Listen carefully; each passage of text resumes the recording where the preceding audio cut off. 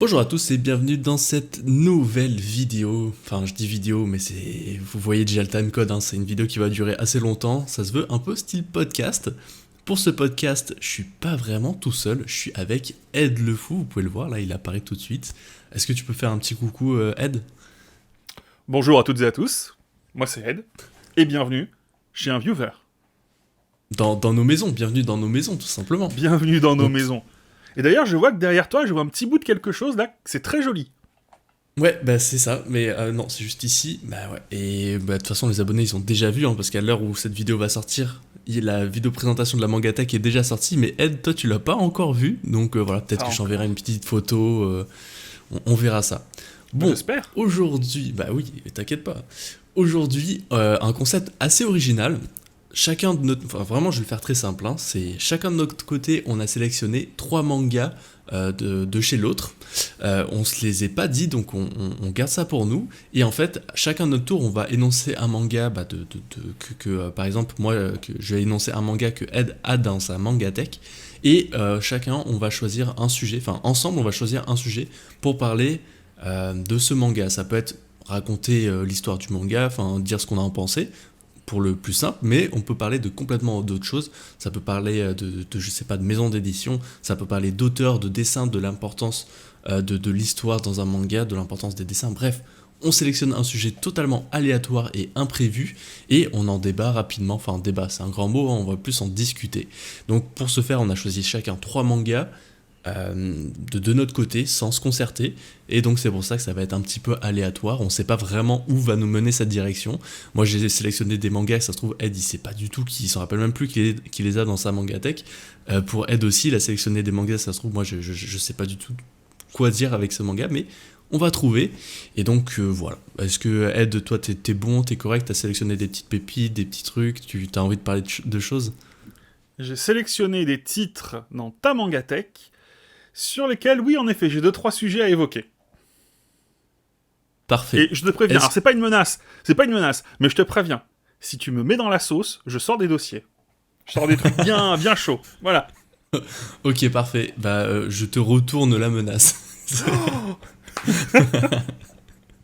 Non, évidemment, ça va être bien courtois. Puis, je pense avec Ed, on a l'habitude de parler sur Discord déjà, de discuter hors vidéo et tout ça. Et souvent, on dit des choses. Enfin, je trouve qu'on parle de choses vachement intéressantes. Donc, c'est ce qui m'a inspiré pas mal ce sujet. Ed, est-ce que ça te dit que je commence? J'ouvre le bal avec le premier manga que j'ai sélectionné. Évidemment, je profite aussi, là, parce que j'ai peur d'oublier, je te remercie pour l'invitation. C'est vrai que d'habitude, plutôt l'habitude de recevoir, mais là, c'est un plaisir d'être reçu. Bah, et c'est un plaisir de t'avoir sur la chaîne depuis le temps que je voulais faire quelque chose avec toi. Puis c'est toujours dur, hein, de trouver un concept avec un autre créateur de contenu. J'en ai fait quelques-uns sur la chaîne. J'aime bien que ce soit assez unique. Et là, je trouve que bah, c'est assez unique. Mais sinon, vous le savez, la chaîne de Ed est dans la description. J'ai fait deux concepts avec lui. J'ai fait un concept d'interview, d'interview, et un autre concept de bienvenue à la maison, c'est ça? Non, attends, oula. Oui, c'est quand qu'il est venu, il sait plus. Moi non plus, je sais plus. Qui vous êtes, monsieur? Non, non, Allez, n'embêtons pas non, les c'est gens avec ça. comment, Ils verront que- en description, tout ça, tout ça. c'est ça, c'est ça. De Vas-y, toute envoie. façon, Allez, tout est en envoie. Je description. suis curieux. Allez, on commence par Akane Banashi. D'accord. Est-ce que tu vois où je veux en venir? Moi, j'aimerais bien parler d'un sujet autour de Akane Banashi. Alors, Alors, spoiler, c'est pas forcément le Rakugo, mais voilà, j'aimerais bien parler mais... d'un sujet. Est-ce que toi, t'as une idée, t'as quelque chose qui te vient en tête direct quand on parle d'Akane Banashi, qui est très Oui, d'actualité? oui, alors déjà, je suis très étonné que tu souhaites en parler, parce que c'est un bouquin que j'ai reçu très récemment, Ouais. de Kyun, en service presse, dans un kit presse. Et je suis très étonné, en fait, parce que en fait, il était même pas notifié, je crois, sur mon... Non, c'est ça, il est pas sur le manga collect, mais C'est ça? pour tout vous dire, là on tourne la vidéo le dimanche, et le samedi de cette semaine, Ouais. c'est là où la vidéo de Akane Banashi est sortie sur la chaîne de Ed. Donc c'est pour Elle est ça sortie que hier, c'est ouais. ça. C'est ça, donc c'est pour ça que j'ai pas. Ça sort pas de ton manga collect, mais ça sort de ta manga tag, je le sais parce que tu l'as. Ah oui, Moi en elle est vrai, sortie hier, elle est sortie, ouais. bah oui, mais moi en vrai, avec Akane Banashi, j'avais envie de parler des services presse un peu qu'on peut recevoir des youtubeurs. Il Ouais. y a plein de choses intéressantes à en parler, surtout, bah, tu sais, il y a une certaine jalousie qui peut se créer et qui qui est compréhensible parfois, de personnes qui jalousent le fait que les créateurs de contenu sont assez gâtés, on faut se le dire, avec ces services presse. Donc voilà, attends, moi je vais le prendre, mon service presse. Attends, parce que Moi, c'est un sujet que j'adore, je te préviens tout de suite. T'as reçu un service presse ou un kit presse? C'est pas la même chose. Alors, est-ce que c'est notifié quelque chose dessus? Nouvelle. Non. Alors, moi, t'as reçu quoi? T'as reçu une boîte ou t'as reçu 2 bouquins? J'ai reçu la boîte. Donc, Ok, la boîte est un kit presse. En fait, t'as 3 choses. Ouais. T'as le service presse. Le service presse, en général, c'est le bouquin qu'on t'envoie, on va dire, je mets des gros guillemets, gratuitement. Ça, c'est le service presse. Le dossier presse, c'est un support, cartonné, pas cartonné, peu importe, ça peut vraiment avoir plusieurs formes, dans lequel il va avoir les informations essentielles. Et le kit presse, ça aussi, ça peut prendre plusieurs formes différentes. C'est un ensemble de goodies qui regroupe, en général, le dossier presse, plus d'autres choses, plus, évidemment, les livres en service presse. Donc là, dans ce cas-là, le tome 1, tome 2. Pour faire très rapidement, alors là, j'ai pas ça sous la main, je vais peut-être pas me lever, mais par exemple, j'ai reçu déjà des kits presse de chez Mangetsu, où il y avait quelques goodies, c'était pas une grosse boîte comme ça. On a vu également chez les gros éditeurs le kit presse de Dan Dadan, qui était dans une mallette avec beaucoup de choses à l'intérieur. Donc vraiment, encore une fois, le kit presse, le dossier presse, tout dépend un peu de l'éditeur, du budget qu'il veut y mettre, ça peut être plus ou moins grand. Voilà. Puis, pour revenir à Akane Banashi, justement, si on parle de budget, je trouve que le budget qu'ils ont utilisé pour mettre en avant le manga, il est phénoménal. Hein. Oui. De temps en temps, on voit dans l'année, donc c'est réservé à quelques éditeurs. Hein. Souvent, c'est Crunchyroll, Kazé, Glénat et Kiun et Pika un petit peu. Mais je trouve que ouais, c'est phénoménal. Donc pour rappel, ils ont fait pas mal de kits presse qu'ils ont envoyés. Ils ont aussi fait un événement d'ouverture de lancement à l'Olympia où ils ont invité plein de créateurs et aussi de fans du manga. Et donc ouais, c'est quand même des sommes astronomiques quand même pour mettre en avant un manga. Et moi je suis surpris. Alors je sais que le manga a un succès au Japon et que même avant qu'il sorte en France, il y avait beaucoup de gens qui aimaient le manga, mais je suis surpris qu'il soit autant mis en avant de par le sujet du manga. Akane Banashi, bon c'est ça parle de rakugo. Pour faire très simple, le rakugo c'est une forme de théâtre japonais fait par une personne, de spectacle, une personne qui va raconter une histoire de façon un peu théâtrale. Voilà, pour faire très simple. Et moi je suis surpris parce que c'est pas forcément un sujet qui est très connu en France et qui même se prête à être si intéressant que ça en manga. C'est mon opinion. Moi j'en ai pas encore parlé sur la chaîne de Akane Banashi, mais c'est ça, moi je trouve que le rakugo c'est pas si passionnant que ça. Donc moi je suis surpris qu'ils mettent autant d'emphase, d'autant de budget sur un manga comme ça. Donc est-ce que toi parce que si vous voulez en savoir plus sur la vie de Ed le Fou, il a fait une vidéo dédiée sur ça, mais est-ce que tu pourrais nous donner un petit peu ton avis à propos du manga et à propos de cette mise en marché assez impressionnante? Bien sûr. Je profite juste, petite parenthèse, il y a donc le mardi, juste après moi, il y a Authentique Manga qui en a parlé du bouquin dans son Manga Vorace. Et il y a aussi une très bonne vidéo d'Inès Scarlett qui parle, si vous voulez avoir plus d'informations, d'Akane Banashi. Elle a un point de vue très journalistique, très intéressant. Donc, pour répondre à ta question, ça m'a surpris, mais j'ai compris. C'est-à-dire que Akane Banashi est un manga qui est édité dans le Weekly Shonen Jump, un manga qui marche bien, et je pense que s'il n'avait pas eu... Alors, je pense qu'il a dû déjà coûter un petit peu d'argent en termes de... comment est-ce qu'on appelle ça, de droit, tu vois, à Kiun. Oui. Et je me dis, franchement, encore une fois, c'est vraiment de toi. Moi, c'est un manga que j'ai apprécié. J'ai aimé. Je sais pas, tu as eu l'occasion de le lire ou pas du tout? Oui, moi je l'ai lu. Moi, j'ai pas tant apprécié que ça. Enfin, j'aime beaucoup la structure, la forme, mais c'est vraiment juste le sujet qui me passionne pas tant que ça. Pour faire simple. Ok. Donc moi, c'est vraiment un manga que j'ai aimé, et je pense que il devait faire une bonne communication, alors peut-être pas aussi grande, mais en tout cas une bonne communication, pour que le sujet du rakugo ne soit pas quelque chose qui stoppe les gens dans leur envie de découvrir l'œuvre. parce qu'en effet, c'est un sujet qui est peu commun et pas connu. Tu vois, si tu vas voir quelqu'un qui dit hey, tu veux un manga sur le Rakugo? Personne ne dit c'est quoi un Rakugo? Bah, c'est, tu vois, comme tu l'as dit, au final, moi je me suis renseigné quand j'ai reçu le kit presse et que j'ai un petit peu avant de bouquiner, je suis allé voir du Rakugo, je me suis vraiment renseigné là-dessus. Et c'est vrai que si je me mets à la place d'un lecteur lambda, en effet, c'est bien d'avoir eu un petit peu tout ce côté explication, hype et goodies aussi, parce que ça va avec, pour entre guillemets rendre peut-être le titre plus, non pas plus accessible, parce qu'il n'est pas très difficile d'accès, mais en tout cas plus hypant. Tu vois ce que je veux te dire ou pas? Mhm. Non, je suis d'accord qu'il est plutôt facile d'accès parce que moi j'ai fait le contraire de toi, c'est que je me suis pas du tout renseigné sur le Rakugo. Bon, je savais un petit peu à quoi ça ressemblait, mais je trouve que justement, dans le manga, on explique vraiment bien ce que c'est le Rakugo. À la fin Mm. du tome 1 aussi, il y a tout un petit Ouais. dossier avec plein de paragraphes sur comment ça se fait, dans quelle salle. Il y a un peu une hiérarchie aussi au niveau des Rakugoka. Ouais. Donc il y a plein de choses et c'est vraiment bien expliqué dans le manga. Pour le coup, c'est pour ça que moi en fait c'est un manga que j'aurais bien aimé. Tu vois, Oui. c'est-à-dire que je le trouve bien, super bien écrit, super bien. Enfin c'est le premier manga de l'auteur hein, et même du dessinateur, premier manga publié. Enfin du dessinateur je sais pas, mais de l'auteur oui. Mhm. Et franchement, je suis impressionné par la mise en scène, enfin c'est ça le scénario et la mise en scène. Donc c'est un manga que j'aurais bien aimé apprécier. Malheureusement, c'est ça, c'est le sujet qui me bloque un petit peu. Bon là pour l'instant, j'ai juste lu les 2 tomes. C'est des tomes en plus Ouais. qui sont longs à lire. Mais c'est ça, est-ce que je lirai le troisième? Je sais pas. En fait, c'est une série, si c'est en moins de 10 tomes, pourquoi pas? Si c'est en plus de 10 tomes, ça pourrait commencer à être compliqué. Donc je verrai bien. Je Mais pense que déjà dans les deux premiers tomes, on voit la structure narrative, on voit de quoi ça va parler. On va suivre cette jeune fille très... euh, comment est-ce que je pourrais dire? Pour moi, tu vois, j'ai vraiment l'impression de suivre une jeune actuelle qui a une passion un petit peu ancienne. Et c'est ça qui est très bien. Mais comme je te dis, ça dépend aussi, je veux juste un petit peu rebondir sur ce que tu as dit avant.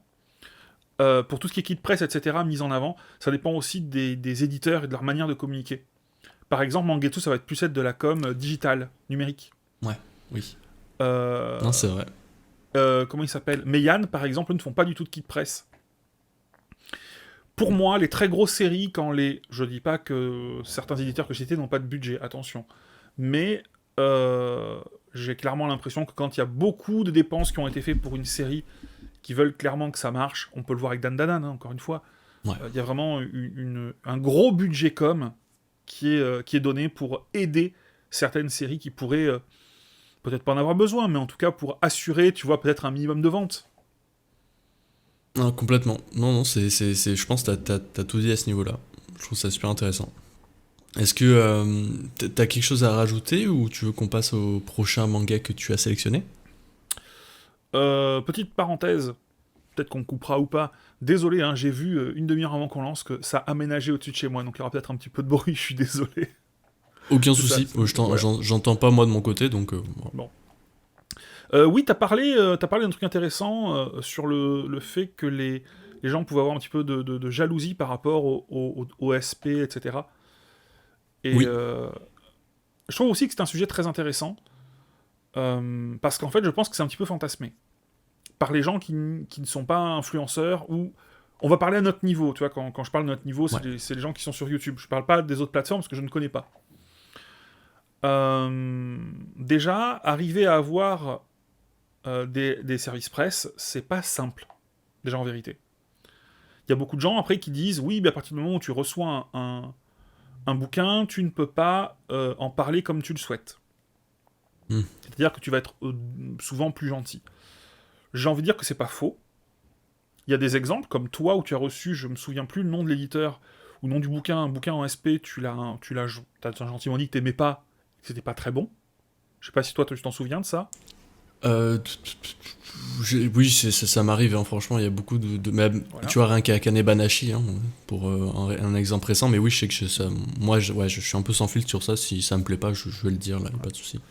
Après, c'est vrai que quand on est un viewer, qu'on a ton nombre d'abonnés, on peut plus facilement se permettre de dire je n'aime pas une œuvre.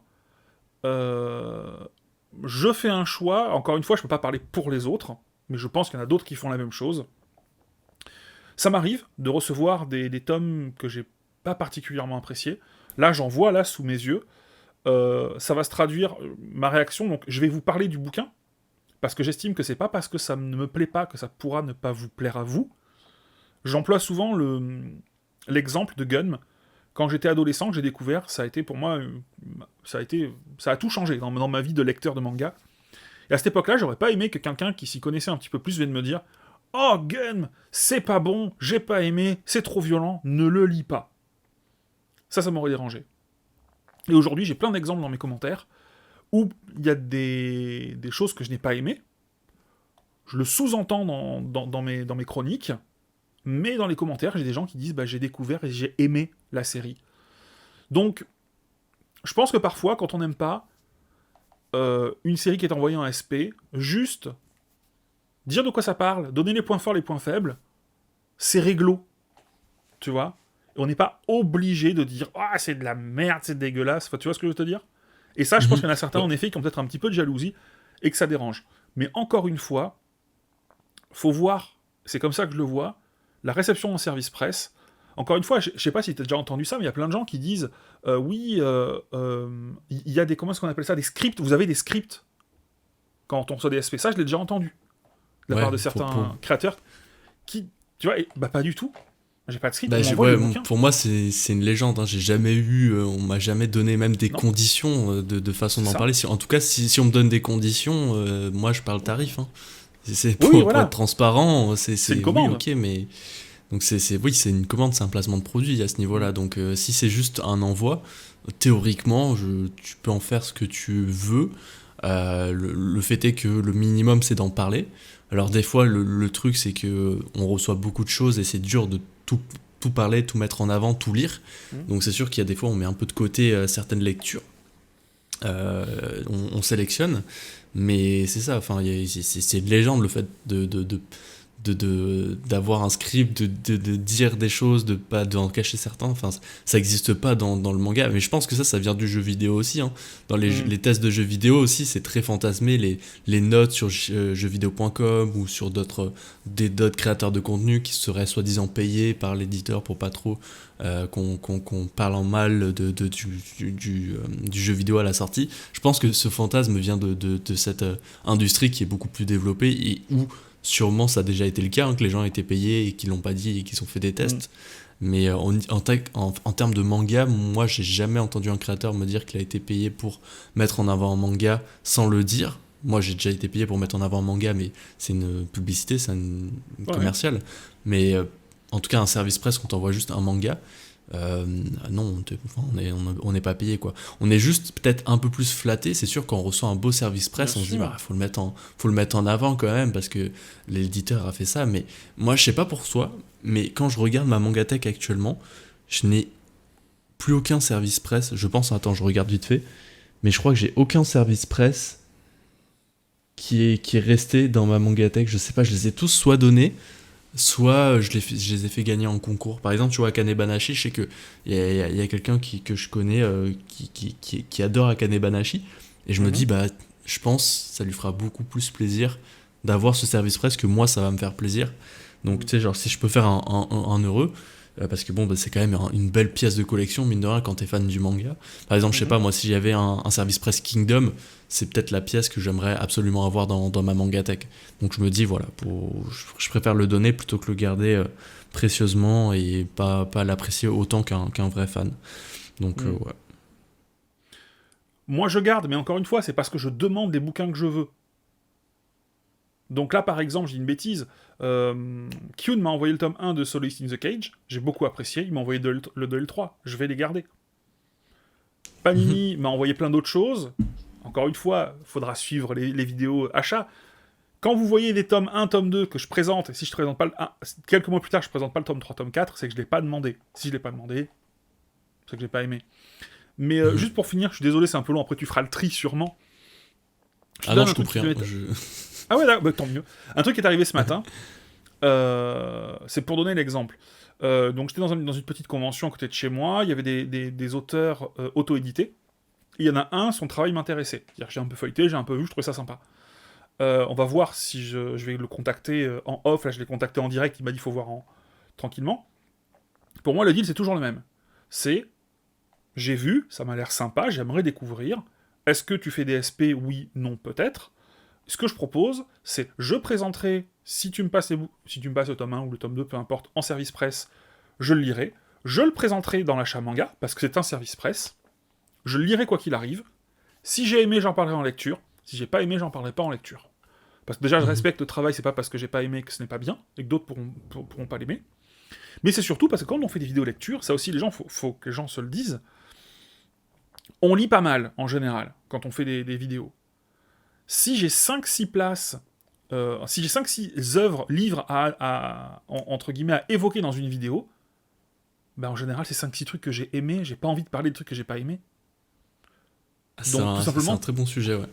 Tu vois, c'est pas que je ne veux pas parler des choses que j'ai pas aimées, mais en vérité, je sais très bien que j'aurais lu, je sais pas, j'ai une connerie, j'ai lu 15 bouquins, il y en a 5 que j'ai aimés, si tu fais une moyenne, hein, 5 que j'ai trouvé pas mal, 5 que j'ai trouvé bof, bah ouais, je vais essayer de parler de 5 que j'ai aimés, plus 1 qui était pas mal.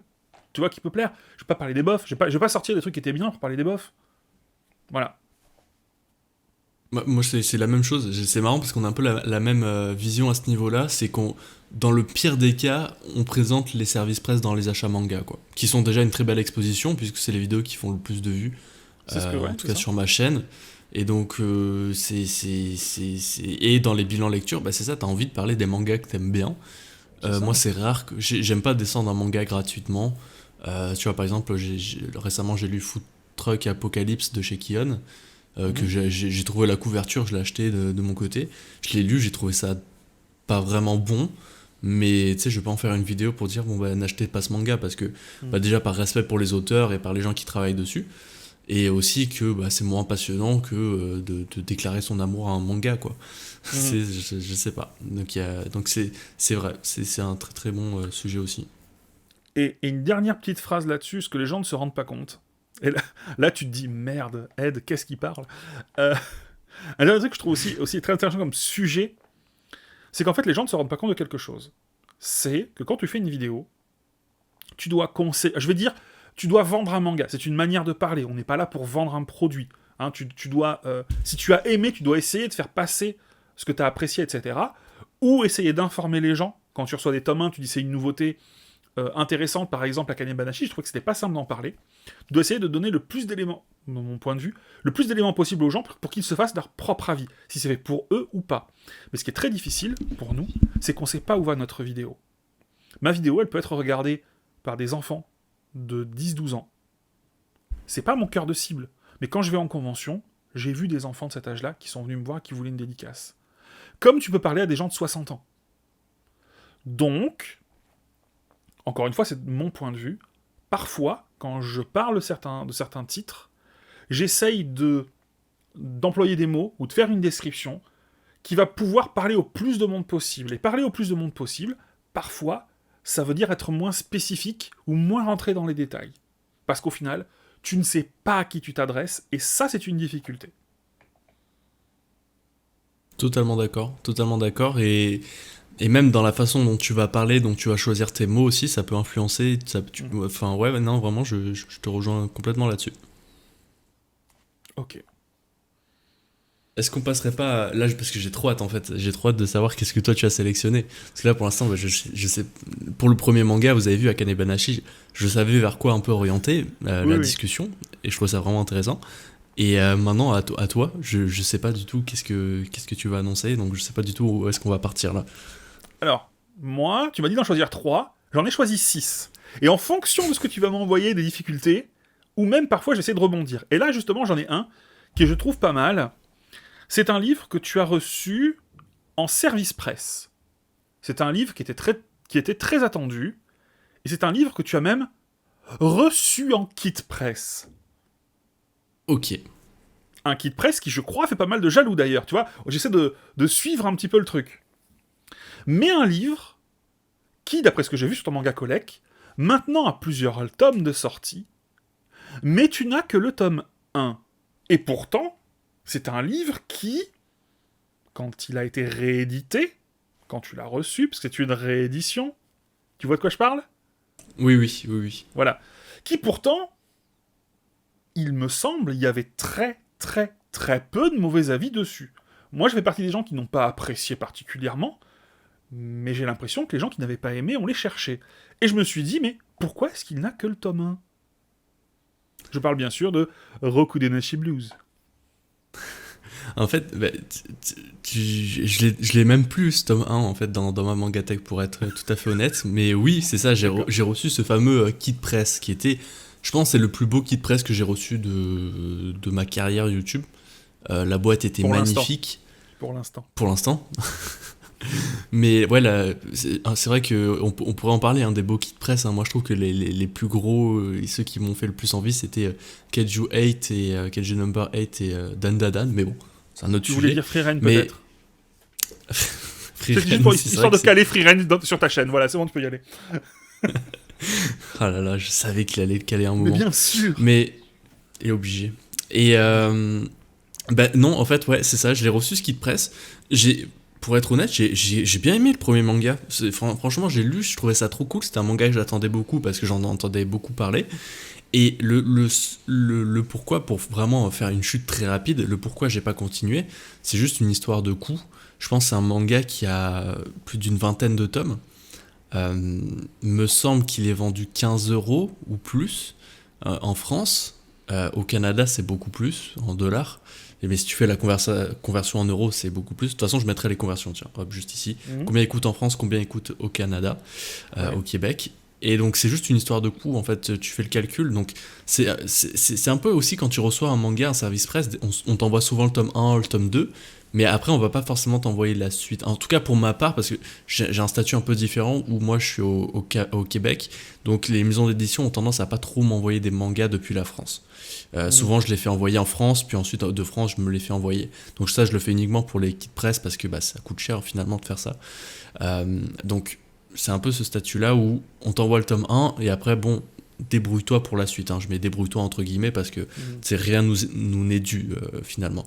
Et donc, c'est ça, j'ai reçu ce tome 1, j'ai vraiment apprécié le manga, mais après, j'ai fait une conversion et j'ai vu que niveau argent, ça allait me coûter cher. Donc, j'ai décidé de pas forcément de le poursuivre parce que même niveau place aussi, ça prend de la place. Et je trouvais que l'édition, elle était belle, mais sans plus. Je trouvais qu'elle coûtait plus cher, enfin elle coûtait assez cher pour ce qu'elle apportait. Donc c'est pour ça que j'ai décidé tout simplement de pas le continuer.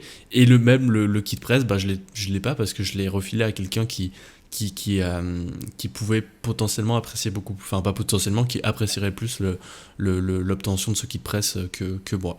J'ai juste gardé les petites ex-libris là qui étaient offerts dedans. Mais oui, ouais. Tu penses que ça fait partie de ce genre de manga qui, quand on les a reçus, il y avait de la hype, ou quand on les a reçus, quand on les a redécouverts, on profitait un petit peu de cette hype, et au final, peut-être, sont un peu, tu sais, ça s'est un peu essoufflé, et maintenant, il y a beaucoup de gens qui avaient commencé, qui ont arrêté, tu penses, ou... Bah tiens, on va faire l'exercice tout de suite. Je vais aller sur Manga Collect. Ça, c'est un truc que j'aime bien faire pour voir justement si un manga plaît dans le temps. C'est que je vais sur Manga Collect, donc Rokudenashi. Tu regardes la différence entre le 1 et le 4, par exemple? Et, même le 1 et le dernier. Ah, c'est un peu violent, c'est sorti il y a pas longtemps, peut-être, non? Ah oui, ouais, peut-être allez, l'avant-dernier. Alors, le tome 1, il y a 3600 personnes qui l'ont ajouté à sa collection. Donc ça veut pas dire qu'il y a 3600 personnes qui l'ont acheté en France, hein, qu'on soit bien d'accord. Donc c'est juste pour se donner une idée. Donc 3600 personnes pour le tome 1. Et pour le tome 7, qui est l'avant-dernier tome, Ouais. il y a... Donc les gens ont eu le temps de l'acheter. C'est ça, donc il y a 968 personnes qui l'ont acheté. Donc... Voilà, il est sorti le 6 juin, hein, donc les gens qui suivent Rokudenashi Blues, en principe, ils l'ont suivi. Donc on a quand même une baisse de beaucoup, 2 tiers de la population quoi, de Rokudenashi Blues qui n'ont décidé de ne pas continuer. Est-ce que... Attends, parce que je regarde même le tome d'avant, donc là c'était le tome 6, le tome 5. Tome 5, on est à 1300. Donc quand même, tu vois, mais c'est ça, on voit que ça peut baisser, 1600 pour le tome 4. Bon, après, sûrement ça baisse toutes les séries baissent. Évidemment, mais oui. Ah mais oui, ça c'est évidemment le cas, mais on peut voir que est-ce que c'est une énorme réussite pour Pika, tu sais, je sais pas. Je pense qu'ils s'attendaient à beaucoup plus. C'était aussi le lancement de leur collection Masterpiece, donc une collection qui se veut un peu plus premium pour des mangas, pour des rééditions notamment, donc avec un nouveau format et tout ça.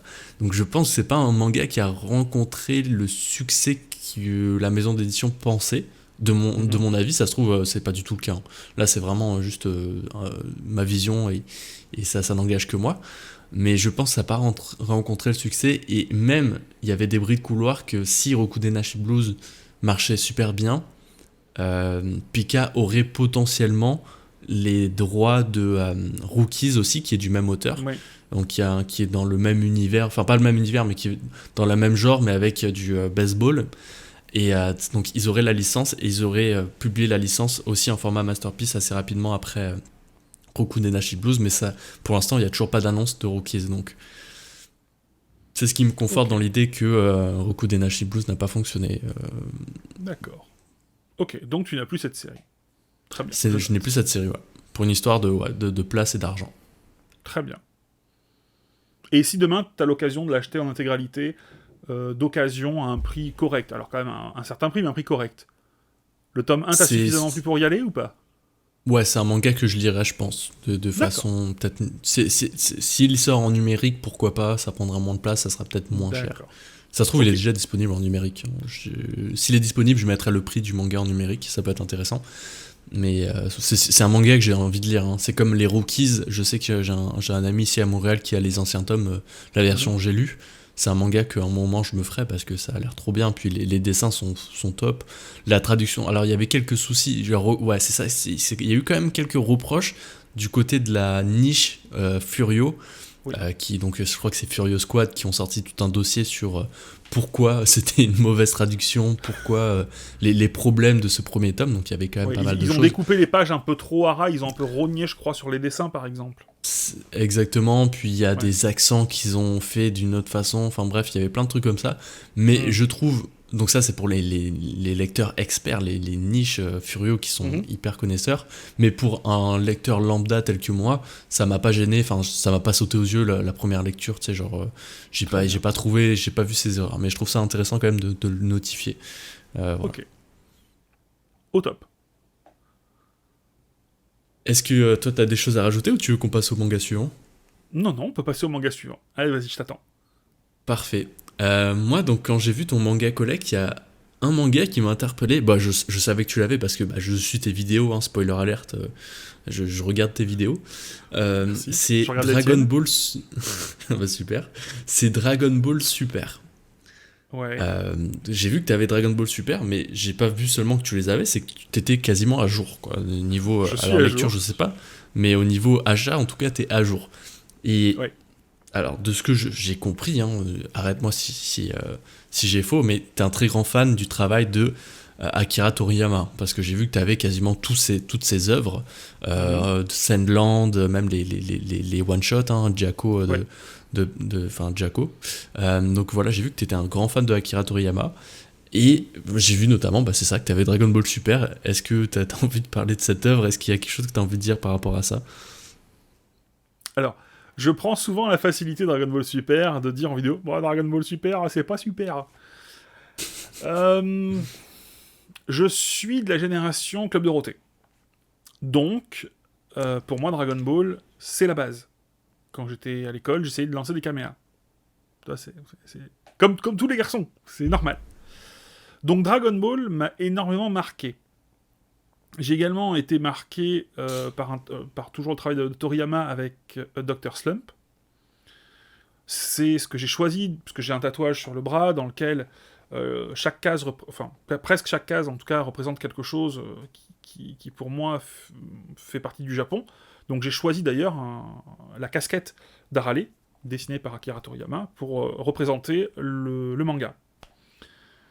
Évidemment, il a fait d'autres choses, comme tu as dit, hein, que ce soit ces histoires courtes ou d'autres, que ce soit des collaborations ou non, etc. etc. Mais pour moi, Dragon Ball,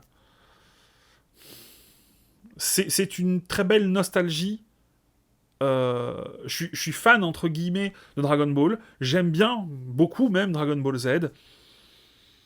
La suite, tout ce qui vient après, je l'ai pas vu.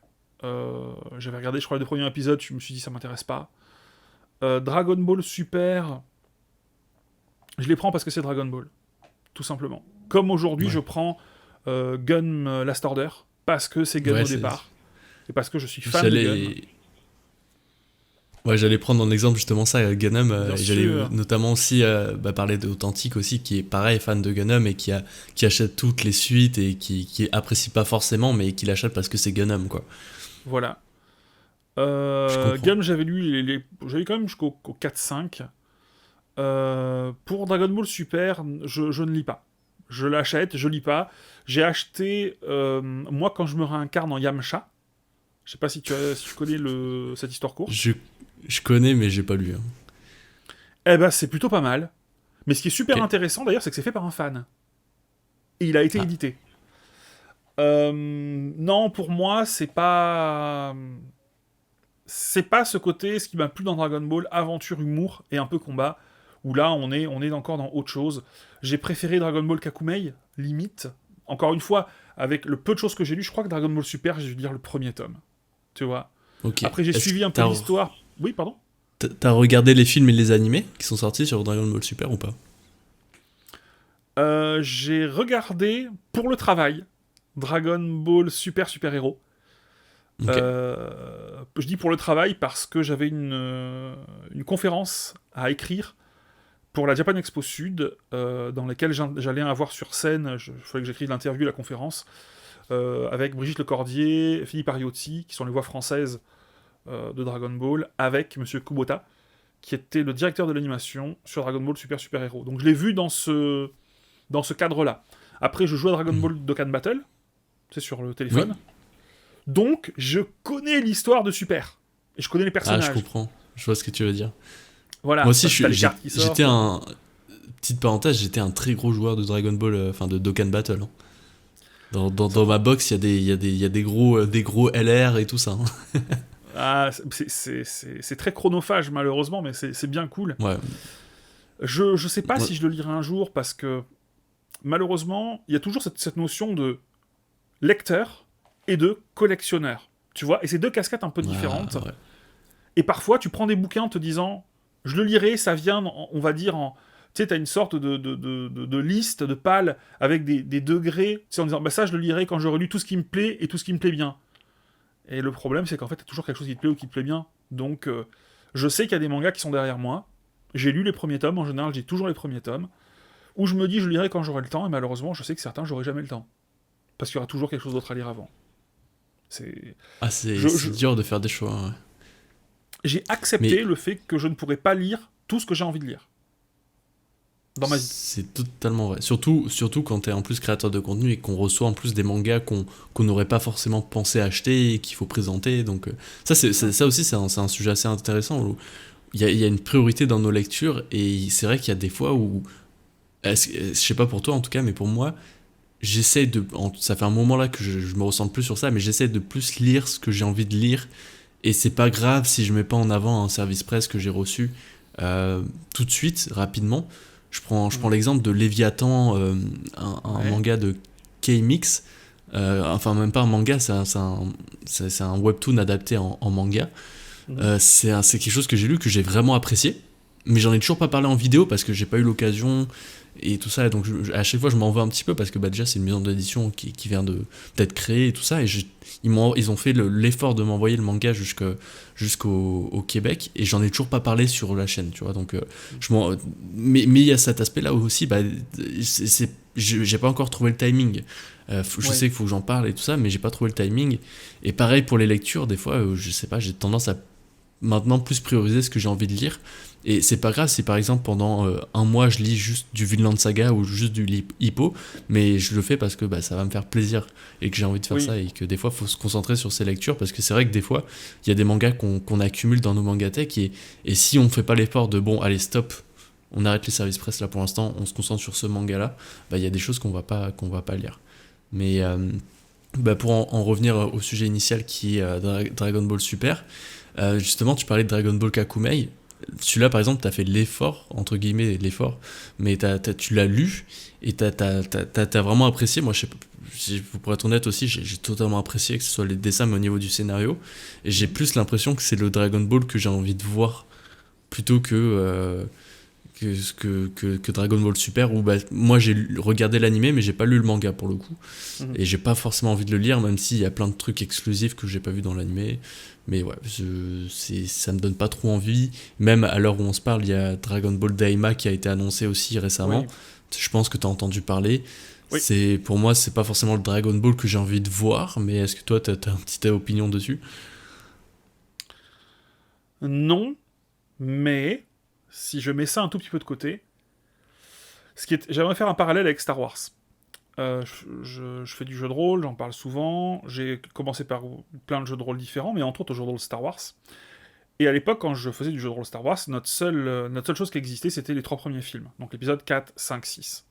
Puis ensuite, j'ai vu, moi, les autres films sortir. Et la problématique, c'est qu'à un moment, tu te rends compte qu'en fait, le film, le manga, peu importe de quoi on parle, dans ce cas-là de Dragon Ball, c'est un instantané du créateur. C'est-à-dire que le créateur, mangaka, scénariste, enfin réalisateur, pardon, il le fait à un moment donné de sa vie. 30 ans plus tard, est-ce qu'il fera toujours la même chose? Bien sûr que non. Il aura évolué, il aura eu des expériences en plus, et son travail ne ressemblera plus à ce qui, au final, ce que toi tu as découvert, ce que tu as aimé, et ce que tu veux toujours découvrir. Tu vois? Donc Ouais, c'est pour ça, je totalement. pense qu'aujourd'hui, les vieux fans préfèrent, en majorité, certains, on va dire certains, parce que je sais pas en vrai, mais certains vont préférer Kakumei. Kakumei est fait par des fans, pour des fans. Donc ils veulent quelque chose de cohérent avec ce qu'ils ont aimé. Une vraie suite. Alors qu'aujourd'hui, encore une fois, si je dis pas de bêtises, Dragon Ball c'est 86, 87 à peu près. Dragon Ball, hein. Je dis pas de Mhm. bêtises. Dragon Ball Z, ça doit être un peu plus tard. Allez, on va dire. Je suis désolé si je dis des bêtises hein, sur les trucs, mais moi je regardais, j'avais 14 ans, donc 94, on voyait Freezer se faire déglinguer sur Namek à la télé. À peu près, hein, encore une fois, hein, je suis pas à 2 ans près. T'imagines depuis combien de temps ça a été fait par Toriyama? C'est vrai. C'est un monsieur différent maintenant, c'est une personne différente. Je sais pas quel âge il a, mais partons du principe qu'il a 60 ans. C'est normal que ce qu'il fait aujourd'hui n'a plus rien à voir avec ce qu'il faisait à l'époque. Encore une fois, je sais que là, il est juste conseiller, scénariste, et ça sur... Oui. Voilà. Oui, et est-ce qu'il est vraiment aussi, quoi? Parce que à l'époque de Dragon Ball, peut-être qu'il avait un peu plus la dalle et qu'il avait peut-être plus envie de créer quelque chose et que maintenant, bon, bah c'est bon, tu sais, genre il a fait sa carrière. Enfin, en tout cas, moi je serais à sa place avec tout l'argent qu'il doit amasser. C'est bon, tu peux lever le pied, tu profites un peu plus de ta vie en sachant que la vie de mangaka c'est très ingrat. Voilà, enfin, on peut pas lui en vouloir aussi voilà, de mettre un pied en arrière. Et j'ai l'impression qu'il est plus utilisé comme un label pour dire, par exemple, Ouais. ah bah, vous inquiétez pas, ce film, Akira Toriyama a dessiné ce personnage, et il est impliqué. J'ai l'impression que c'est plus, il sert de label plutôt que de réelle identité créative d'un projet, quoi. On peut plus retrouver le mood qu'on a vécu il y a 30 ans. Et encore une fois, c'est peut-être un peu violent de parler de 30 ans pour toi, mais il faut voir aussi une chose, c'est que nous, on a changé. Mm. Que ce soit par Ah, rapport à c'est de notre la expérience. nostalgie. Voilà, aujourd'hui, tu me servirais à moi du Dragon Ball, si j'avais pas connu, hein. Si j'étais... Peut-être que je te dirais, c'est pas bon. Peut-être. Tu vois, s'il n'y avait pas ce côté nostalgique. Tu vois, et ça aussi, on le prend pas assez en compte. Donc oui, aujourd'hui, Mhm. Dragon Ball Super, c'est les mêmes personnages, mais c'est plus Dragon Ball. Et c'est pas méchant quand je dis ça. Et j'achète par Je nostalgie. comprends. Ok, bon bah intéressant. Est-ce qu'on passe au manga suivant? Allez, soyons fous. Alors, Ah, bon, moi je vais être un peu plus épicé là. Je vais pas te mentir, vas-y, hein. vas-y. En plus, j'allais te le demander là. Là, tu peux t'épicer. Je suis préparé, je suis de bon mood. C'est bon. Ah. Alors, j'ai envie de te parler d'un manga, hein. Je crois que j'en ai lu les 2 premiers tomes, mais que toi, tu en as beaucoup plus. Un manga d'un créateur, d'un mangaka d'ailleurs, qui est très reconnu, puisqu'il a fait d'autres très bons mangas. Bouge pas, je me tourne pour pas dire de bêtises. Est-ce que je l'ai sur le côté, moi? Oui, voilà. Gantz, c'est bien Gantz. Oui, oui. Gantz, c'est bien, d'accord. L'auteur, il a fait d'autres choses. Et c'est vrai... J'ai pas fini, pourquoi tu rigoles? Parce que je sais où tu veux en venir. Et donc, c'est vrai que je me souviens un jour, il y a des collègues qui m'ont dit « Oh, regarde, un nouveau manga de cet auteur, ça a l'air génial. » Et j'ai un peu lu, tu vois, j'avoue, j'ai lu. Et j'étais un peu surpris parce qu'au final, c'est une histoire qui me semble être très tirée par les cheveux et très très fanservice. C'est pas un manga que tu as, peut-être Gigante, non? C'est ça? Est-ce que tu peux nous dire de quoi ça parle? Totalement. Bah, c'est ça, j'ai les 10 tomes, là, je les vois. Attends, je vais prendre le tome 1. Tu Comme les as lus? on est dans le thème. Alors, tac, tac. Tome Donc, 1 tu as de Gigante. Gigante. C'est ça, de Pourquoi l'auteur, donc, Hiroya Oku, qui a fait notamment Gantz et l'Astiro Inuyashiki, me semble. Donc voilà. Est-ce que, une fois que j'ai dit ça, est-ce qu'on passerait pas au manga suivant, Ed? Non. C'est lui qui de essaie quoi ça parle? Je d'esquiver. me souviens plus de quoi ça parle. Et n'oublie pas, il y a des enfants qui nous regardent. Ok, bah parfait. Gantz, oui, j'ai lu les 3 premiers tomes, et c'est une série que j'ai complétée assez récemment avec d'autres achats, parce que j'ai eu de la chance de les trouver en occasion. Et alors, Gantz, pour parler très simple, c'est un gars qui est fan d'une actrice qui fait des films pour adultes. Voilà. Il se trouve que cette actrice habite dans son quartier, ils vont se rencontrer, ils vont s'apprécier. Quel hasard! Quel hasard, donc bon, ça arrive tous les jours. Ça tombe bien. Ça arrive régulièrement, ça. C'est franchement, ouais. Et la particularité, c'est que cette femme, elle a un sorte de pouvoir non voulu, hein, ça lui arrive un peu comme ça du jour au lendemain.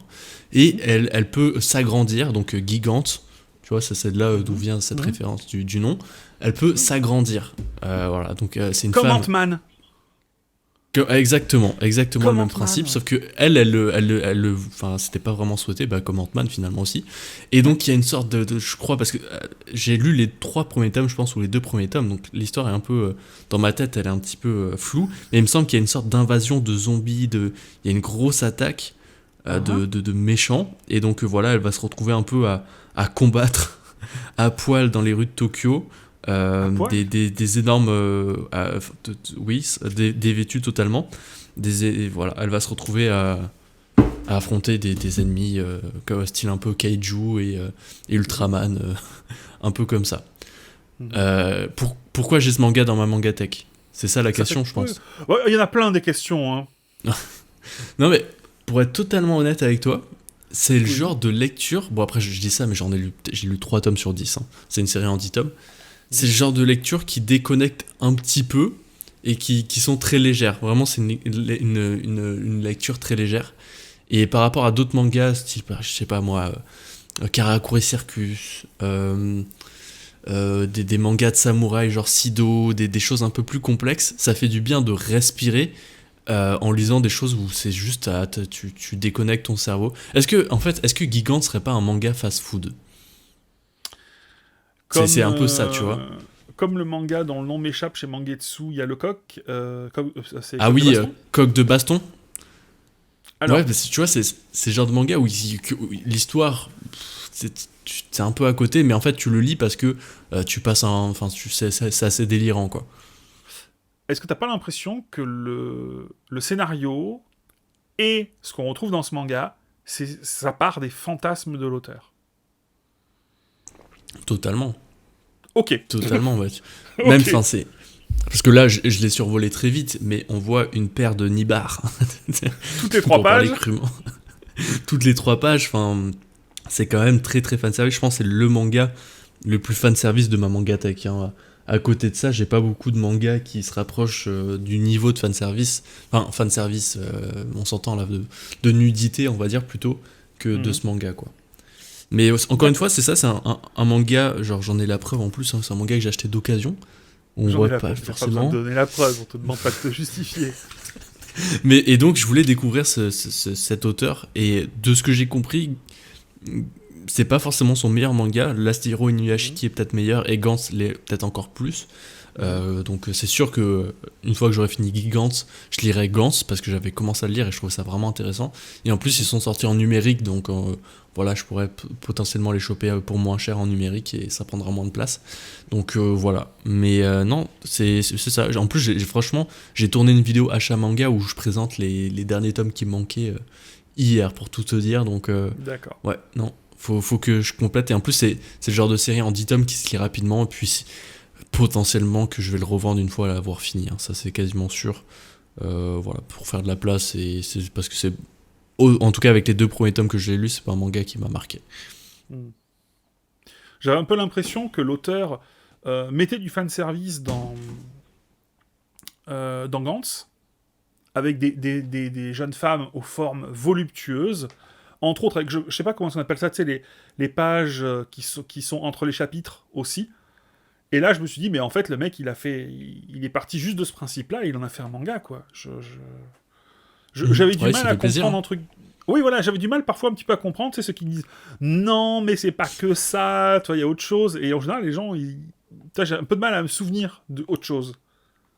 Mais ok, c'est un manga popcorn pour déconnecter. À part cette invasion extraterrestre et tout ça avec ces gros monstres et tout, c'est vrai qu'il y a autre chose pour vrai, mais ce que tu retiens, c'est vraiment cette relation avec ce gros mec. Monstres, tu parles de. Je parle de vrais monstres. Ok. Mais c'est ça, c'est un manga pas prise de tête, c'est un manga fast-food, un peu popcorn, pour citer une catégorie de manga d'un célèbre créateur de contenu. C'est un manga popcorn fast-food. Qui se consomme bien, mais vas-y, c'est bon, tu vas pas passer toute ta vie dessus, tu vas pas en lire tout le temps. Très bien. Je t'en prie, tu peux te venger. Alors, non, en vrai, c'est un sujet intéressant. Je vais parler de plusieurs mangas, parce que c'est pour parler d'un sujet que j'aimerais parler, c'est que j'ai vu dans ta mangatech, tu avais notamment Abara, de Tsutomuni Ei, tu avais notamment 20th Century Boys, mais tu l'avais pas une fois, tu l'avais en 2 fois, 20th Century Boys et Abara, et je pourrais en citer d'autres que tu as dans ta mangatech. C'est-à-dire que tu as la première édition, l'édition qui est sortie il y a longtemps, et aussi la nouvelle édition. Donc en tout cas, si ton mangatech est à jour, ton manga collect est à jour, c'est ce que j'ai vu. Pourquoi t'as 2 fois 20th Century Boys, Ed? À quoi ça sert? Alors, en fait, ce qu'il faut savoir, c'est que je collectionne depuis longtemps. Même si j'ai commencé depuis longtemps, j'avais une collection beaucoup plus modeste. Donc, ce qui fait que, par exemple, je vais répondre à ta question, mais je prends des exemples un peu plus parlants. On va parler des histoires courtes de Tsukasa Ojo, qui sont en train en ce moment de ressortir chez Panini. Au départ, les histoires courtes, je les avais dans leur édition, je crois que c'est Tonkam, si je dis pas de bêtises. C'était dans des petits bouquins. Puis à un moment, Kyun les a sortis, les a ressortis dans une édition mieux. Tu vois, un format normal, un papier de meilleure qualité, des livres qui allaient parfaitement ensemble, avec un dos qui était uni, donc je les ai pris. Et puis là, ils sont en train de ressortir dans une version plus grande, dans des coffrets. Donc, je les reprends. Des fois, je me sépare de ces anciennes versions que je trouve moins bonnes. Parce que pour moi, la nouvelle version est en tout point meilleure. Il n'y a pas ce côté nostalgique, donc j'ai pas de raison de la garder. Faut pas oublier une chose, c'est que j'ai des problèmes de place derrière moi. Et parfois, donc pour Abara, pour tout ce qui est Tsutomuni, je suis en train clairement de remplacer par les grandes versions. Donc si je l'ai pas enlevé, c'est un oubli, mais ça va partir où c'est parti. J'avoue que je me souviens plus.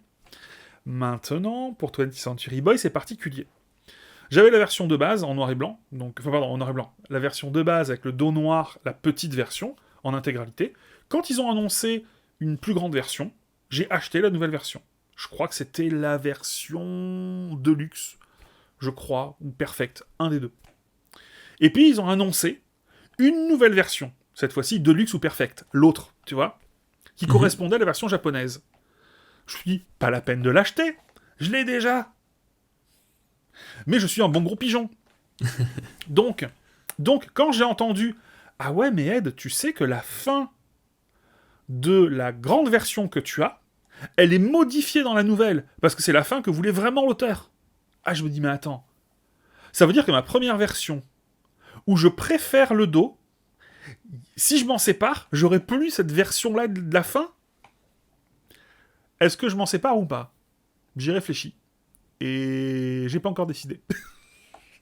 Voilà. Je comprends. Et aussi, ça rejoint un point que tu avais énoncé aussi un peu avec Dragon Ball Super, c'est la collection en fait aussi. On est lecteur de manga, mais aussi on aime bien collectionner.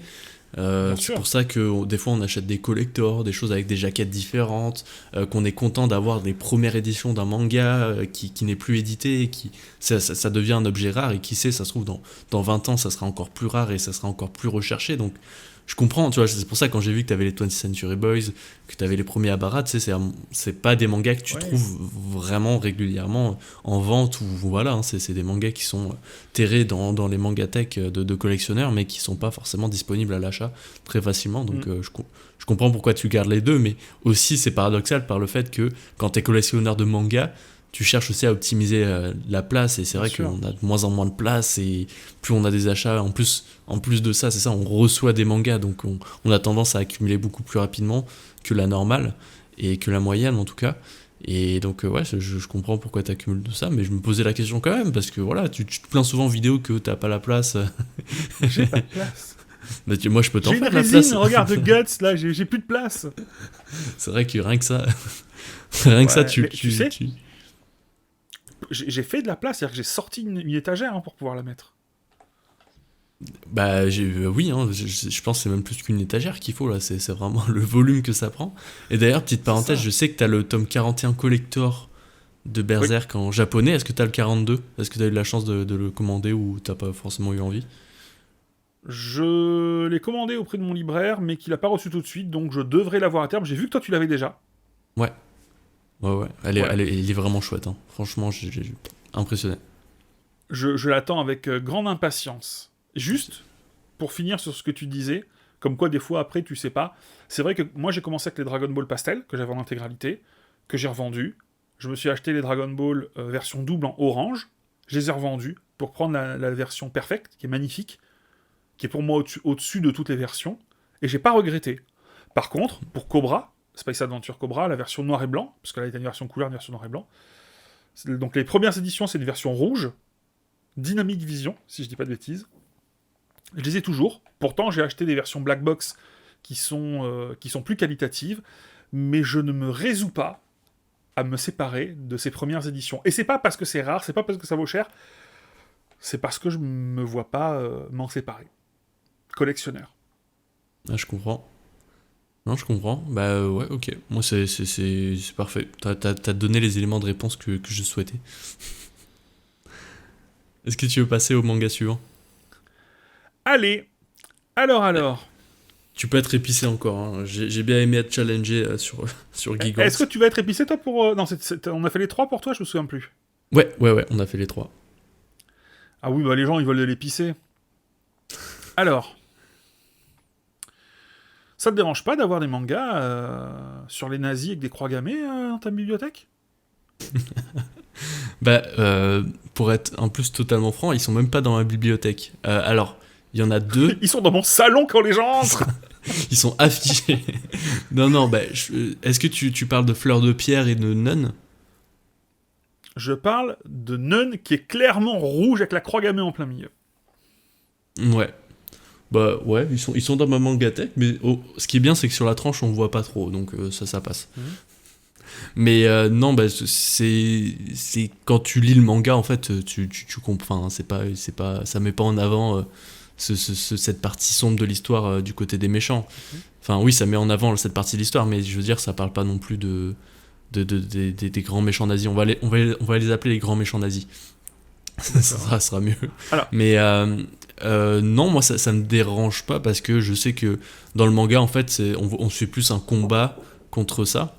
Euh, mhm, Tu vois, par exemple, Fleur de Pierre, on la voit aussi, au tome 1, on le voit aussi clairement, ce drapeau. mhm. C'est rouge, enfin c'est vif et tout ça, et ça n'en fait pas moins un excellent manga parce que justement ça parle de cette sombre époque. Et moi j'aime beaucoup les récits, que ce soit des mangas ou les films qui parlent de cette époque. Il y a une série que j'aime beaucoup, c'est The Pacific, je crois. J'aime beaucoup aussi Il faut sauver le soldat Ryan. Enfin, il y a plein de films comme ça où Oui. j'apprécie énormément sur cette partie de l'histoire qui est fascinante, mais qui est quand même très tragique. Et on peut le voir aussi avec tout ce qui se passe dans le monde actuellement. Enfin, c'est pas drôle la guerre, donc c'est pas forcément un jeu. Mais il y a beaucoup de récits qui arrivent à raconter des choses hyper intéressantes et hyper captivantes. Et je trouve que Nun et Fleur de Pierre sont des super bons mangas que j'ai vraiment plaisir à lire. Et donc, non, c'est pour ça que voilà, si quelqu'un jamais il voit Nun dans ma bibliothèque, et qui se dit mais attends pourquoi t'as ça et tout ça, je pourrais très facilement expliquer que lis le manga, tu vas voir que en fait c'est pas c'est pas Mein Kampf là, c'est Et alors, vraiment ça parle de quoi, Neun? Je vais te taquiner, je te préviens. Ça parle de quoi, hein? Bah, c'est tout simplement les enfants du grand méchant Hitler. On va l'appeler le H. D'accord. C'est les enfants Parce que là, tu l'as dit une fois, t'es démonétisé. Bam! C'est ça, bam.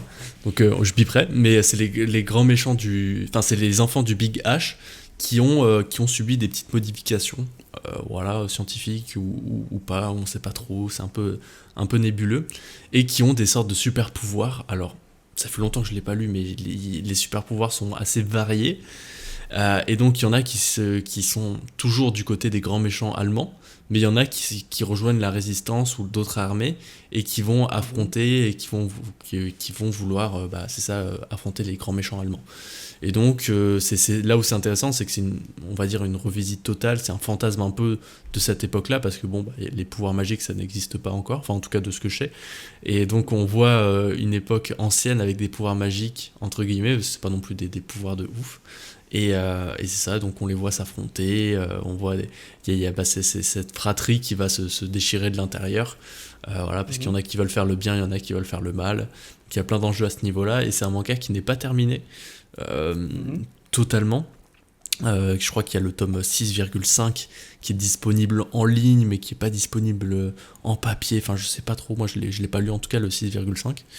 Est-ce qu'il y aura la suite, je sais pas. En tout cas c'est un manga qui était très prometteur, que j'aimais beaucoup de par le style et de par l'époque, mais qui mériterait quand même une suite. J'étais assez curieux de ce... Alors non, j'étais curieux de la série. Donc je l'ai vu dans ton manga collègue, je me suis dit, ah mais c'est vrai que ça, j'étais curieux de savoir de quoi ça parle. Parce qu'en vrai, enfin tu vois, moi voilà, je suis curieux de la lecture. Donc j'ai vu rapidement un petit résumé. Donc il disait que c'était une uchronie dans laquelle le grand méchant, on lui avait fait 13 enfants. Alors quand je dis on lui avait fait, en gros c'est il a inséminé, voilà, c'est pas lui directement, mais il y a 13 enfants qui ont donc son ADN pour devenir son descendant ultime. Et en gros, parmi ces 13-là, il y en a un, qui est je crois numéro 6, qui est l'heureux élu pour devenir son successeur. Et les autres vont tous, entre guillemets, être mis à mort. Sauf que le protecteur du numéro 9 va prendre la personne, le gamin, je sais pas si c'est un garçon ou une fille, et va le protéger envers et contre tous. Voilà ce que j'ai entendu, moi, dans le résumé. Je me suis dit, ah, ça a l'air sympa. Et je t'avoue que j'en ai parlé à Madame Ed. Et Madame Ed m'a dit, je trouve ça quand même un petit peu particulier, j'espère que dans cette histoire-là, comment dire, on insiste bien sur le fait que le grand méchant est un grand méchant. Oh oui, et que les nazis, c'est des salauds. Voilà, c'est un petit peu ça. Et j'ai pas trop su lui répondre, donc c'est pour ça que je voulais t'en parler.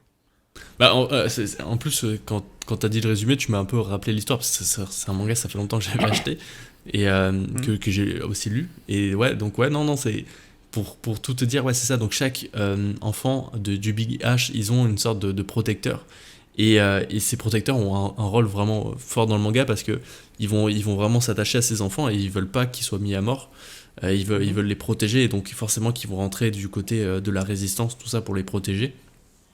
Et évidemment que ce sont les grands méchants nazis, sont des grands méchants. Dans le manga, il n'y a pas de glorification, quelle qu'elle soit. D'accord. Et on est vraiment dans un affrontement, et on veut éliminer les méchants. Il n'y a pas de souci. C'est comme Fleur de Pierre, je sais pas si tu l'as lu, mais c'est pareil. Hein. Non.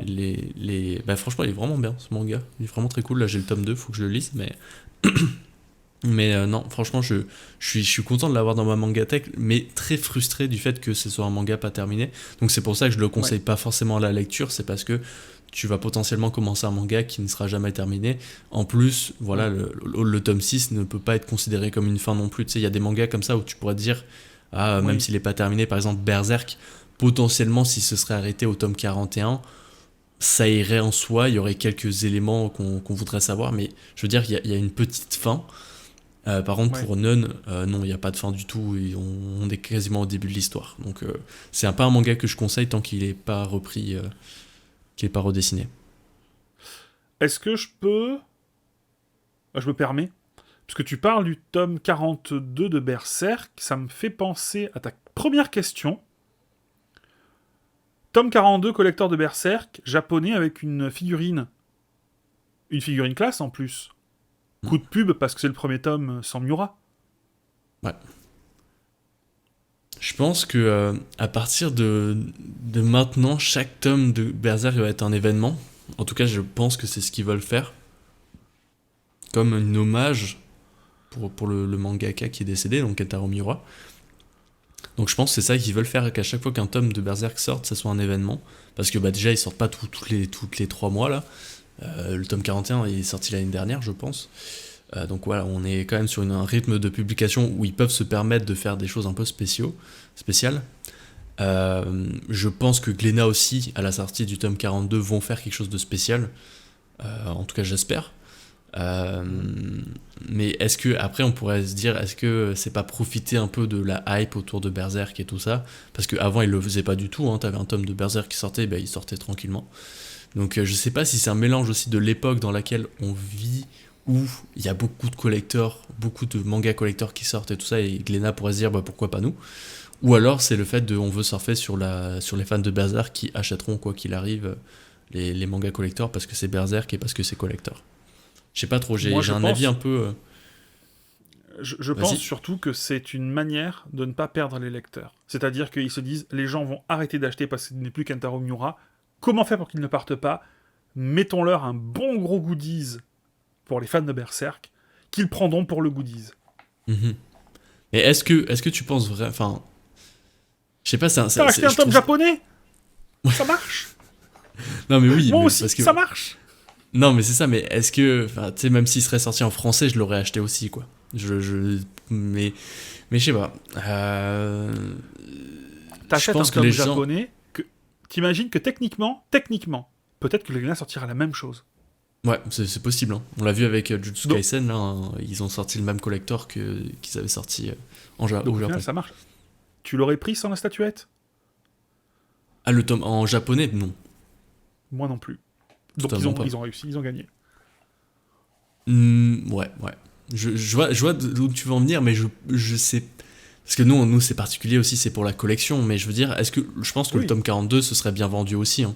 Même s'il n'y avait pas de goodies ou quoi, je pense que ça serait bien vendu parce que les gens sont curieux, qu'on a envie, justement, on a envie de voir qu'est-ce que ça donne Berserk sans Kentaro Miura.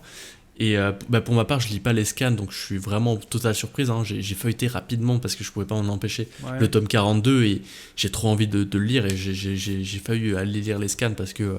je voulais trop savoir, puis bon, je me dis, il va sortir en 2024 en français, vas-y, tu peux attendre. Et c'est ça, j'ai envie qu'à chaque tome de Berserk qui vont sortir, j'ai envie que ce soit un événement, même de mon côté, voilà, de recevoir le tome, de le lire au complet en ayant une totale surprise. Donc voilà, mais c'est ça, j'ai vraiment hâte de voir ce que Glénat va faire. Est-ce qu'ils vont poursuivre le collector dans le sens où ils vont peut-être proposer le grand format comme ils ont fait pour le tome 41? Est-ce qu'ils vont proposer la statue ou pas? Je sais pas, je suis trop curieux de savoir qu'est-ce qu'ils vont faire Glénat, vraiment. Mais écoute, il n'y a plus qu'à les contacter en disant bonjour, je m'appelle un viewer, j'ai une bonne chaîne YouTube, j'ai une bonne chaîne TikTok, venez on parle vous et moi, on va faire des collaborations et t'auras les infos. Ouais, je serais curieux d'en plus avoir les infos. Si je peux avoir le tome 42 collector en avance, je crache pas dessus. Évidemment, un petit kit presse, voilà. Ouais, mais après, est-ce que tu pourras vraiment en parler librement? Je sais pas. Est-ce qu'on devrait pas me payer en plus pour le montrer ce kit presse? Je sais pas. Mais évidemment. Est-ce que c'est pas eux qui devraient me contacter, Ed? Le mec, écoute, il peut plus se sentir. Mais c'est normal. Bon, bah oui, au cas où, je dis juste que j'en ai un bonus, hein, si tu veux. Je dis ça comme ça. Écoute, on n'est pas à 10 minutes près, vas-y. Oui, parce que pour ceux qui ne me connaissent pas sur ma chaîne, les vidéos longues, c'est la base. Alors, pour le bonus, j'étais curieux d'avoir ton retour sur un manga dont on a parlé dans cette vidéo, que tu possèdes, que je possède, qui est un manga culte, qui est le meilleur manga peut-être pas du monde, parce qu'il y a Frieren et Toto, mais qui est un manga qui, pour beaucoup de gens de ma génération, est clairement un des meilleurs mangas qu'on a connus. Je parle de Gun, bien évidemment. Et je suis très curieux. Tu l'as lu ou pas du tout? Oui, oui, je l'ai lu en entier. Je suis très curieux d'avoir ton retour, toi qui es plus jeune, qui n'a pas connu à l'époque, et qui sûrement, quand tu l'as lu, était déjà bien plus expérimenté dans le milieu du manga, connaisseur, et sûrement tu as eu déjà beaucoup plus de lectures diversifiées que ce que nous, ados, quand on l'a découvert, bon, les mots ils sont peut-être pas dans l'ordre, mais Oui, tu oui. mets tout ça dans l'ordre et tu vois ce que je veux dire. Non, non, totalement, je vois ce que tu veux dire. Moi, Voilà. bah, exactement, j'ai découvert Gunnum après coup. Voilà, je l'ai découvert Oui. bien tard, je pense que j'ai dû le lire l'année dernière au complet. C'est une lecture qui était plutôt agréable parce qu'elle est pas trop longue. Je crois, c'est quoi, 8 ou 9 tomes ou 10. 9. 9 tomes, ok. Donc c'est plutôt facile, enfin, on aime bien ce genre de série. Puis, j'avais beaucoup d'attentes, en fait, je pense que c'est que j'avais trop d'attentes parce que j'entendais beaucoup de créateurs en parler, c'est un manga culte, voilà, on sait qu'il y a eu le film et tout ça autour de... Enfin, bref, c'est quelque chose où, voilà, on avait tendance à souvent le mettre en avant, donc j'avais beaucoup d'attentes, et je pense que c'est ce qui a causé un peu une sorte de frustration, parce que pour être honnête, la première partie du manga, et je la trouve vraiment cool. C'est exceptionnel avec le jeu de du ballon, là j'ai pas le nom en tête, Ouais. mais je trouve ça l'univers aussi qui est de post-apocalyptique, science-fiction. Moi je suis en plein dedans, enfin j'adore ça, donc je trouvais ça super cool. Et je dois dire que le manga m'a un peu perdu sur les 3 derniers tomes où j'avais l'impression d'être. Enfin, je sais pas, j'ai pas été trop charmé par la fin de Gunnum et tout ça, et ça m'a un peu refroidi, surtout parce que j'ai beaucoup aimé le début et surtout parce que j'en entendais que du bien, donc c'était Ouais. une super bonne lecture, mais je dois dire que c'est ça, c'était pas aussi intéressant que j'aurais pensé, enfin pas intéressant, non, c'est pas aussi D'accord. impactant que j'aurais Ouais. pensé. Je pensais que ça allait plus me chambouler et tout ça. Et ça, mais pour être honnête, c'était une de mes meilleures lectures au global de l'année 2023, je pense, de tout ce que j'ai lu, parce que graphiquement, c'est impactant, c'est fou. Et l'histoire est sympathique aussi. Hein, mais c'est ça, une petite déception au niveau de. Voilà, j'ai trop d'attentes. Je pense que c'est le genre de manga où quand t'as trop d'attentes, bah finalement, tu peux être déçu facilement. On en arrive un petit peu à ce qu'on disait, je pense, c'est-à-dire que on l'a vécu à un moment dans nos vies, quand c'est arrivé en France, où on avait très peu de références de ce type-là, et c'est pour ça qu'aujourd'hui, Akira, l'animé, et Gun ont cet impact-là chez nous, et peut-être moins chez les gens. Il y a aussi Japan Dust qui avait fait la lecture. Il paraît qu'il avait dit un petit peu la même chose que toi, que c'était pas mal, mais que c'était pas ce qu'on lui vendait en fait. Mhm. Ouais, ouais, bah c'est ça, non, totalement. Puis là. Mais j'en garde le meilleur. Enfin, il y a plein de trucs où, moi, en tout cas, je me rappelle vraiment beaucoup plus de la première partie qui m'a beaucoup plus impacté. Il y a un Ouais. passage dans le manga qui m'avait fait totalement kiffer. C'est quand justement il joue alors, c'est quoi le jeu du ballon? C'est Speedball? Non, c'est pas Speedball, c'est. Non, alors, j'hésite entre Rollerball et Motorball, j'avoue. Mais je pense que Ouais, ok. c'est Rollerball. Parce que Donc, c'est Motorball, un des c'est un deux. film, donc... C'est ça, donc, à un moment, donc t'as les mecs qui jouent à ça à l'intérieur, qui sont à l'intérieur de l'arène, et puis t'as quelqu'un qui tend les deux bras en dehors de l'arène, et Oui. en fait, il veut se faire couper les bras. Et moi, je trouvais ça totalement fou parce que en juste un instant, donc du coup, il se fait couper les bras et il est content de Ouais, ça. Et lui, il s'en fout parce qu'il sait que de toute façon, il pourra aller se les faire robotiser. Voilà, enfin, c'est un univers où c'est ça. science-fiction où voilà, il y a comment on Cybernétique. appelle ça, voilà, où les gens peuvent facilement, s'ils ont une jambe coupée, bah, peuvent la remplacer par une autre jambe. Donc j'ai trouvé qu'en 2 secondes, on comprend l'univers où le corps humain n'a pas autant d'importance qu'on peut l'avoir à ce moment, parce que voilà, il y a ces trucs qui peuvent remplacer justement le corps humain, Mm. ces objets et tout ça. Et donc je trouve que juste en 2 secondes, on comprend un peu l'esprit. Enfin, tu sais, genre juste ces 3 cases, on comprend vraiment Ouais. l'esprit de Gunnum et l'esprit de l'univers. Et voilà, c'est là où je trouve qu'en 3 cases, on peut raconter tellement de choses. Et donc c'est ça qui m'avait marqué aussi chez Gunnum. C'est cet univers très sombre et qui met plus en avant le côté monstruosité de l'humain. Enfin bref, il y a plein de choses à raconter de Gunnum. C'est un manga que je prendrais plaisir à relire en tout cas, ça c'est sûr. Est-ce que tu te souviens, sans spoiler, du secret de Zalem? Euh, Tu vois, non, même pas. On en Est-ce que parlera c'est. en off, mais c'est... Ouais. Vas-y, ouais. Non, mais je pense que c'est quand ça arrive vers la fin du manga où on apprend un peu plus, même sur Alita, le personnage principal. Ouais, Mais non, j'ai pas un truc direct qui me saute à l'esprit. d'accord. C'est ceux qui habitent sur Zalem, c'est ceux qui ont le point sur le front. Oui. Ok. Ça te revient pas, on en parlera en off. Oui, Mais non, ce qui est parce que très je sais très que bien, le professeur, tout ouais, ça. ce qui est très intéressant, Ouais. ce qui est très intéressant dans ce manga, je trouve, et au final, c'est ce qu'on retrouve aussi dans Ghost in the Shell, c'est qu'on commence déjà à cette époque-là, donc on est en 90, début 90, à peu près, hein, désolé pour les dates, notre milieu 90, allez, soyons fous. On commence déjà à parler, pas d'intelligence artificielle, mais en tout cas de qu'est-ce que c'est qu'un être humain. Est-ce qu'on peut être humain sans avoir un corps, on va dire, de chair et de sang? Est-ce que quand on a un corps mécanique, on est toujours humain? Est-ce que quand on est un robot qui réfléchit et qui ressent, est-ce qu'on est humain ou pas? Et je trouve que c'est des choses qui aujourd'hui sont de plus en plus... C'est encore en avant sur son temps, mais c'est des choses qui arrivent petit à petit.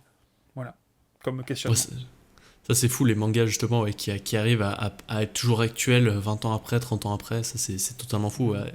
Être actuel et pertinent, est-ce que ce serait pas la marque de chef-d'œuvre? La marque de fabrique de certains chefs-d'œuvre. Natsuko no Sake, par exemple, qui va parler, c'est un vieux manga aussi, j'ai plus les dates, n'hésite pas à les mettre, s'il te plaît. Mais c'est un manga dans lequel on parle de Natsuko qui veut faire, je résume vraiment très rapidement, qui veut faire du saké. Pour ça, elle choisit de prendre un riz très spécifique qui est dur à faire pousser, et elle choisit de le faire en agriculture biologique. C'est un sujet qui est évoqué dans un manga, mais à une époque où, au Japon, tu parlais pas d'agriculture biologique, et même en France, t'en parlais pas. Et des fois, tu vois, t'as des machins comme ça, tu dis, ouais, il y a tellement de mangas, c'est normal aussi, tu vois, mais des fois, t'as vraiment des sujets qui sortent un peu trop tôt, mais qui feront l'actualité quelques années plus tard. Voilà. Ouais, très intéressant, je trouve que c'est une belle conclusion sur le sujet. Bon, là, je sais pas, on est à combien de temps de vidéo là, c'est ça, j'avais annoncé un podcast, hein, plus qu'une vidéo. Je pense qu'on est 76. parfaitement, on est parfaitement dans le thème. En tout cas, moi, je trouvais ça vraiment intéressant comme exercice. On a parlé de beaucoup de sujets, des sujets auxquels on s'attendait pas trop à parler. Donc, c'est ce qui rajoute un peu le piquant de cette vidéo, c'est qu'on se prépare pas spécialement pour la vidéo, même s'il y a des sujets où on sait qu'on va annoncer, mais l'autre ne le sait pas. Donc, je trouvais ça super intéressant. C'était un plaisir de faire ça avec toi, Ed. Je trouve qu'on a... Comme nos conversations sur Discord de temps en temps, je trouve qu'on parle de plein de trucs différents associés à YouTube et tout, et au manga, donc vraiment c'est un plaisir, Ed, de l'avoir fait avec toi. Je sais pas si toi t'as apprécié un peu la conversation, t'es pas obligé de dire oui. Bah écoute, non, franchement, j'ai perdu mon temps, je sais pas ce que je fais là, mais je t'aime pas en plus. Moi, je viens uniquement là pour les abonnés. Je viens là pour les abonnés, exactement. Non, ça me fait plaisir de te donner un petit peu de visibilité, parce que bon, enfin, tu vois... Trop gentil, voilà, t'es trop gentil. J'espère que tu partageras sur tes réseaux sociaux et que tu parleras en vidéo de la vidéo. Si tu me donnes un petit billet, on peut s'arranger. Toujours. tu m'enverras la facture pour la compta, y a pas de souci. C'était un plaisir, je te remercie beaucoup de m'avoir invité, c'était vraiment vraiment plaisant, et c'était très intéressant de découvrir les mangas que tu as sélectionnés, parce que je pense qu'on a tous dans notre mangatech, parfois des plaisirs coupables, parfois des mangas qui vont être là pour certaines raisons qui nous sont propres, et c'est très intéressant comme ça, de ce côté un petit peu archéologie, tu vois, où parfois tu vas lancer des sujets qui sont très intéressants. Non, vraiment, au top. Merci à toi, que ce soit pour les sujets que tu as lancés ou pour les réponses sur les sujets que j'ai pu lancer. Bon bah super. C'est ainsi que se conclut ce podcast, cette vidéo. Je sais pas comment, c'est un concept un peu vraiment qui ressemble pas du tout à des vidéos de ma chaîne, mais voilà, ça me faisait plaisir de le faire. En plus, avec Ed, ça fait un moment que je voulais faire une vidéo avec lui. Tous les liens sont en description, hein, si vous voulez aller le voir. Pour moi, c'est un super créateur de contenu. Voilà, je regarde toutes ses vidéos quasiment. Quand elles sont trop longues, des fois, je fais bon, à regarder plus tard, et un jour je les regarderai. Mais en tout cas, je kiffe ce créateur de contenu, donc n'hésitez pas à aller en description pour découvrir sa chaîne. On se retrouve la semaine prochaine pour une nouvelle vidéo comme d'habitude. Vous inquiétez pas, elle sera beaucoup plus courte que celle-ci. En tout cas, merci d'avoir regardé jusqu'à la fin. Bye.